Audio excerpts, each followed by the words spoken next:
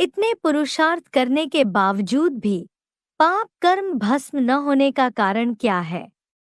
बाप कहते हैं दिन प्रतिदिन तुमको कितनी गुह्य पॉइंट सुनाता रहता हूँ। कौन सी युग में आके सुनाता हूँ? संगम युग में आकर के दिन प्रतिदिन तुमको कितनी गुह्य पॉइंट सुनाता रहता हूँ। 70 वर्ष से गुह्य पॉइंट सुनते ही रहते हैं। नई नई बातें सुनते रहते, जो दुनिया में कोई नहीं जानता हम सुनते रहते हैं। और आगे आगे और भी गुह्य बातें सुनने को मिलेंगी या पुरानी बातें ही सुनेंगे? और नई नई बातें सुनते रहेंगे, वंडर खावेंगे, इतनी वंडरफुल बातें।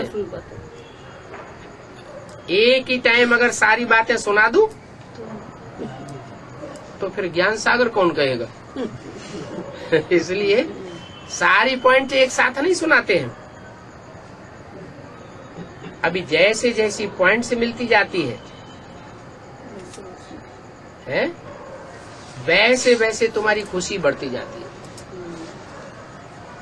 दवाइयाँ निकलती है ना, कोई भी मर्जी की दवाइयाँ निकलती हैं तो पहले ढीली दवाइयाँ निकलती हैं, कम पावर की निकलती हैं, फिर बाद में उनकी पावर बढ़ाते रहते हैं और ही ज्यादा पावरफुल दवाइयाँ निकलती हैं। तो ऐसे ये भी है, बाप पहले हल्की हल्की पॉइंट सुनाते हैं, बाद में स्ट्रांग पॉइंट देते हैं। परंतु देखो पत्थर बुद्धि समझते ही नहीं है। सोने को गलाने में बहुत टाइम लगता है। क्या?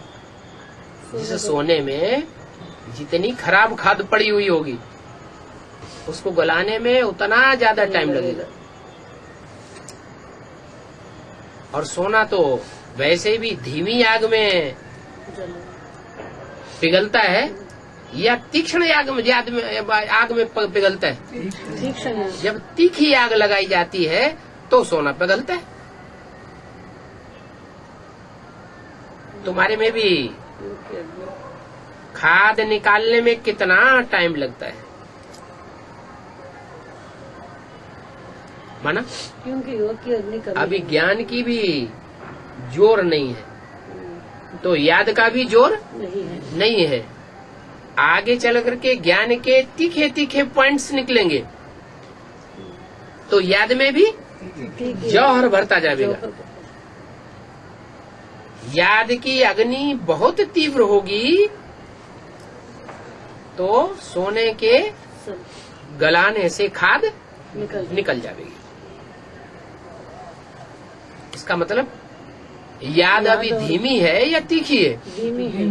धीमी याद है, इसलिए पाप कर्म भस्म नहीं होते हैं। धीमी याद का मतलब क्या है? कम याद तो करते हैं लेकिन अभी अभी जो याद करते हैं उसमें दूसरों की याद भी मिक्स होती रहती है। तो पक्की अभिविचारी याद नहीं कहेंगे। जब पक्की अभिविचारी याद होगी, तीखी अग्नि होगी तो पाप कर्म भस्म होंगे। जानते तो हो कि सोना भी बहुत तेज आग से गलता है। धीमी आग में सोना नहीं गलता, कब नहीं गलेगा?